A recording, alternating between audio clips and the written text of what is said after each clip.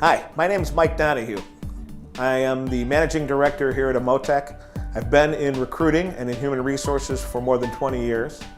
In this clip, we hope to help you avoid some of the most common mistakes found on a professional resume when creating them and submitting them to an employer. When writing your first resume, make sure that you have updated contact information on the resume itself. Make sure that you have a strong objective or summary. Make sure that you have the most recent dates of employment, your position title, and a few bullet points, maybe 4 or 5, that outline what would be good for you to fit with that company and or maybe even the position itself. It's a good idea to keep 4 or 5 different types of resumes on hand so that you can deliver those to the different positions that you're applying for. Some may be fit better for others.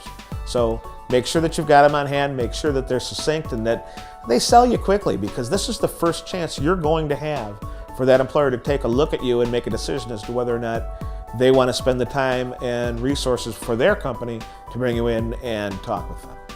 Remember when you're putting your resume together that this is a professional outline of you and your background, and it's the first chance that this employer gets to see the real you. Make sure that it's plain white paper, black ink, good font, all succinct. Don't put any websites or pictures or emoticons. Don't use any color to outline anything. This resume is supposed to be a professional representation of who you are going to be for that employer. And what they need to see coming in the door is that side of you. One of the questions that we get a lot is whether or not we should include a cover letter with our resumes. Really, that's a personal preference, something that you can choose for yourself, but a suggestion.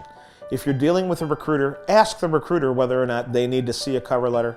More often than not, they probably won't. They're going to put together a bio based on their conversations with you, along with your resume, and submit it to their clients in that fashion. If you're submitting directly to an employer, again, personal preference. If indeed you decide to, I would keep it short and succinct. Remember, when you're going to submit a resume online, that you should keep it in a Microsoft Word format.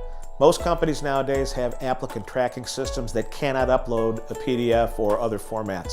So in order to be keeping with the times and keeping up to date and making sure that everything is for ease of use of the employer, Microsoft Word is the way to go. The most common mistakes that we see on resumes are in the formatting, misspellings, grammatical errors, things of that nature.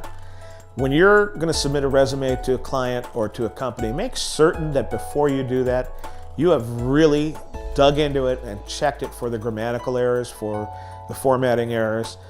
One of the things that employers do is take a look at that, and they'll identify that with your attention to detail, as well as the amount of effort that you've put into it. So showing up with a resume that has those kinds of errors in it can be the undoing of everything that you've been trying to accomplish.